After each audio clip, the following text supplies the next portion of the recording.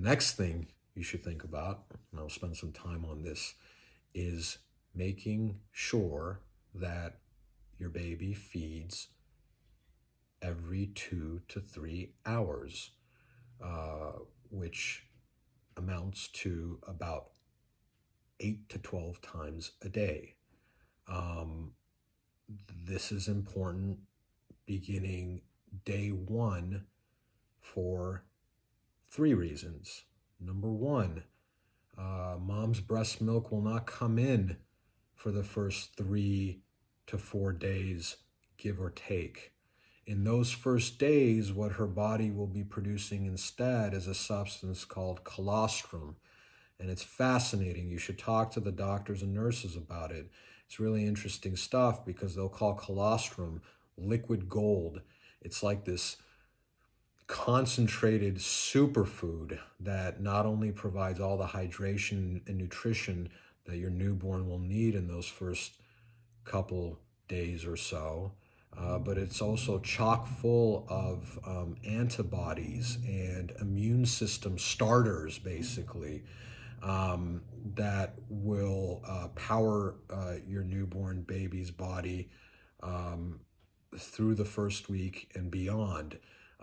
It takes a very small amount to satiate a newborn in those days, and your baby will be able to draw it from your mom's breast. And the nurses and staff at the hospital will probably help you with that before you get discharged anyway. But that's one reason to make sure that every 2 to 2.5 hours in these first days of the immediate aftermath, and it's I guess you could say it's about 1 to 2 weeks is what we're talking about. Making sure that the baby is at the breast every 2 hours, every 2.5 hours. The first reason is to get that colostrum.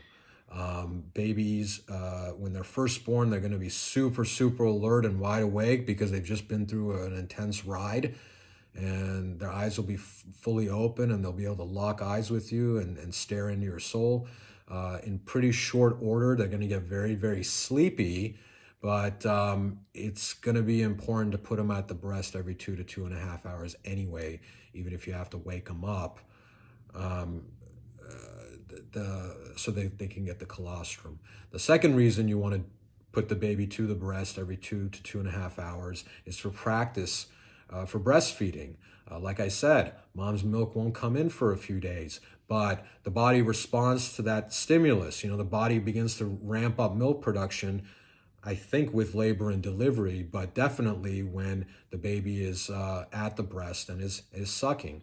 That even the skin-to-skin contact, the proximity of the baby to mom, and certainly latching onto the nipple in ways doctors can explain to you, but that kind of galvanizes or activates mom's milk production, and it helps her milk come in.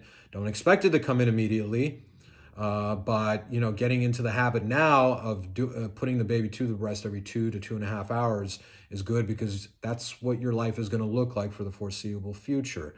We'll talk a lot more about this in the next episode when we dive fully into the fourth trimester.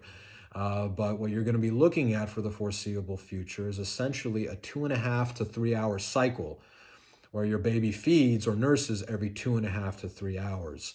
It could be as little as 2 hours. It could be a little more than 3 hours, as long as it doesn't go too much more than that, especially in the case of breastfed babies. But you're looking at 2 to 3 hours. And in the very beginning, it's okay to go 2 hours. Our hospital pamphlets even said 1.5 hours, which is fine in the beginning, and obviously do whatever the doctors and nurses tell you to do. I'm just saying that beyond the first 2 weeks into the fourth trimester, I don't think 2 hours is really where it's at. I think it's more 2.5 to 3 hours. So I would think about that. And the reason for that is that at the end of the day, many of the books will tell you 8 to 12 feedings a day. Well, if your baby is feeding 8 times a day, that totals, that's a feeding every 3 hours over a 24-hour cycle. If you're feeding every 2.5 hours, then that's 10 feedings a day. And if you're feeding every 2 hours, it's 12 feedings a day. So that's where the 8 to 12 feeding range comes into play. The reason why I think 2 hours isn't optimal is because when you factor in all the time it takes to breastfeed, feeding every 2 hours doesn't leave enough time for good full naps. Do it from the beginning to make sure you get the colostrum in the first 3 to 5 days. Do it from the beginning so that you're getting good practice for the breastfeeding and you're helping stimulate mom's milk production and you're helping the milk come in.